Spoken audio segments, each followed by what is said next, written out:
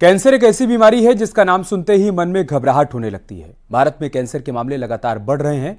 बड़े बुजुर्ग क्या बच्चों में भी कैंसर की शिकायत सामने आ रही है। आखिर क्यों तेजी से कैंसर के मामले बढ़ते जा रहे हैं? क्या कैंसर के बढ़ते बोझ उस परिवार पर पड़ता है। अगर समाज का बचना बेहद मुश्किल हो जाता है। इतना ही नहीं, कैंसर के पीड़ित आम लोग ही नहीं, बड़े बड़े सेलिब्रिटीज भी रहे हैं। बॉलीवुड इंडस्ट्री की बात करें तो विनोद खन्ना, ऋषि कपूर, इरफान खान कैंसर की जंग नहीं जीत सके। कैंसर ने इनकी जान ले ली।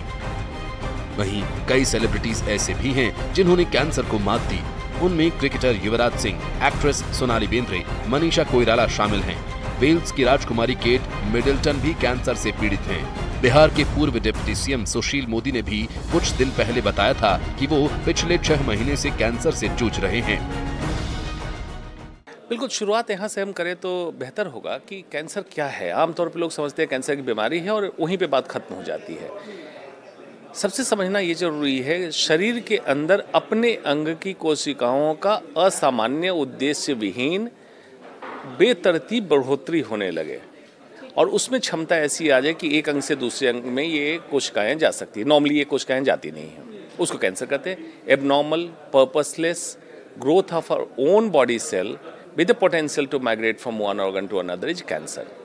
तो सबसे पहले ये समझना है, कहीं बाहर से कुछ नहीं आया है। बाहर से सिर्फ इसको संकेत मिला कि कैंसर सेल बन जाओ और कोशिकाएं अंदर की रही और एबनॉर्मल हो गई। जैसे मान लीजिए कि आपके समाज से कोई आतंकवादी बन जाए, तो आपके समाज का ही व्यक्ति था, लेकिन आतंकवादी बनने के बाद समाज को ही मारना शुरू किया और फिर एक स्टेट से दूसरे स्टेट, एक कंट्री से दूसरे कंट्री भागना चालू किया। आप उससे डरने लगे। जिस तेजी से वक्त बदल रहा है, उस तेजी से हमारी लाइफस्टाइल भी बदल गई है, जिसका सीधा असर हमारे शरीर पर पड़ रहा है। बिल्कुल, वो कौन सी वजह है जिसने हमारी कोशिकाओं को ये उग्र कर दिया, या फिर आपकी भाषा में कहें तो आतंकवादी बना दिया? जी, ये समझना जरूरी, तब हम समझेंगे कि वेल्स की राजकुमारी को या नेताओं को कैंसर क्यों हुआ, अगर जागरूक हैं। ये कहना को जागरूक हैं, मैं इससे सहमत नहीं हूँ। वो बड़े सतही तौर पे जागरूक हैं, जो आम तौर पे डॉक्टर्स बता देते हैं कि ये कारण है, जैसे शराब, सिगरेट, तंबाकू, इसकी तो बात मान गए हो। लेकिन उनका क्या, जो छुपे हुए विलेन आपके समाज में, आपके घर में, आपके वातावरण में चारों तरफ थे, जिसमें वातावरण का प्रदूषण, जल प्रदूषण, वायु प्रदूषण, खाद्य प्रदूषण, heavy metals, plastics, PFAS substance, fertilizers, insecticide, fast food, pizza, burger, circadian rhythm disturbance. मैं इलेबरेट करूंगा इसको बाद में। मतलब एबनॉर्मल टाइम पे सोना, एबनॉर्मल टाइम पे जगना। क्या लगता है आपको नेताओं की लाइफ ऐसी है कि सही समय पे सोते हैं, पूरी रात जगते हैं, दिन में सोते हैं? तो आप ये कह रहे हैं कि स्ट्रेस और गलत समय पे सोना उठना, उससे भी कैंसर हो सकता है? जी बिल्कुल। उससे कैसे हो? जी, अब चलिए पहले सोने पे कर लेते हैं। नर्सेज स्टडी हुई यूनाइटेड किंगडम में, जिसमें रिक्रूट किया गया, पहले तो नर्सेज को रिक्रूट किया गया, फिर बाकी कामकाजी महिलाओं को जो रात में काम करती हों, दिन में सोती हों।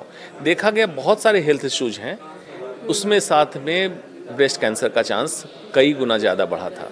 बाद में बहुत लंबे स्टडी के बाद पता चला कि एबनॉर्मल सर्कैडियन रिदम, मतलब कि सूर्यास्त के जितनी देर बाद सोते हैं आप, या पूरी रात जगे रहते हैं, और सूर्योदय के जितने देर बाद तक सोते रहते हैं, तो ब्रेन में एक हार्मोन सेक्रेट होता है मेलेटोनिन एबनॉर्मल होगा, और पिट्यूटरी जो master of all the hormonal gland है, उसका मास्टर होता है, एबनॉर्मल होगा। आपके हार्मोनल इम्बैलेंस आपके बॉडी में कराएगा। हार्मोनल इम्बैलेंस फीमेल में खास करके एस्ट्रोजन प्रोजेस्टेरोन का इम्बैलेंस ब्रेस्ट कैंसर का रिस्क बढ़ाएगा, ओवेरियन कैंसर का रिस्क बढ़ाएगा, एंडोमेट्रियल कैंसर का रिस्क बढ़ाएगा। डॉक्टर्स सलाह देते हैं कि तनाव ज्यादा नहीं लेना चाहिए, ये भी हमारे लिए खतरनाक हो सकता है। Stress, mental stress and physical stress.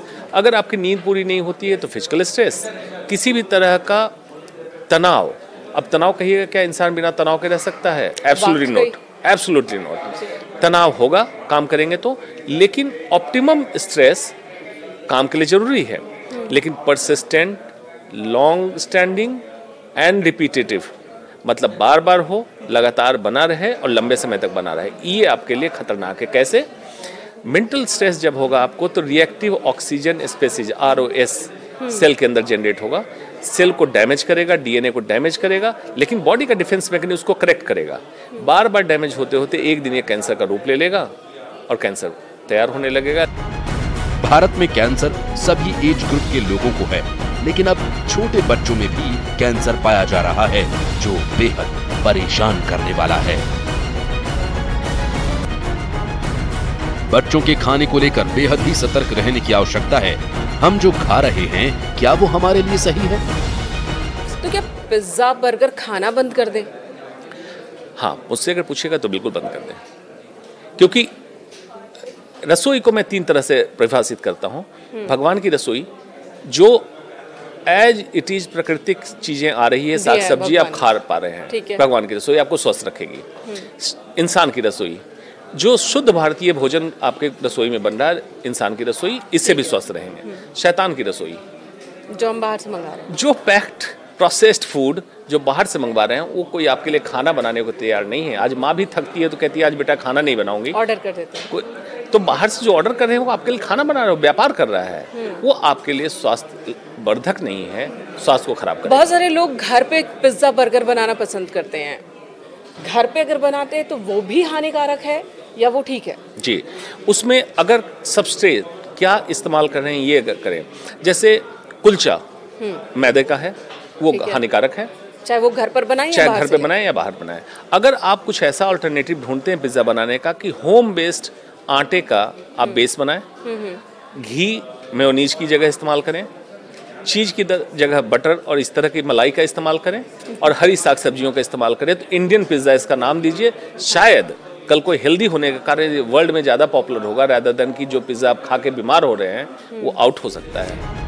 इतना ही नहीं, घरों में खाना बनाने वाले बर्तन भी कैंसर कारक बन सकते हैं।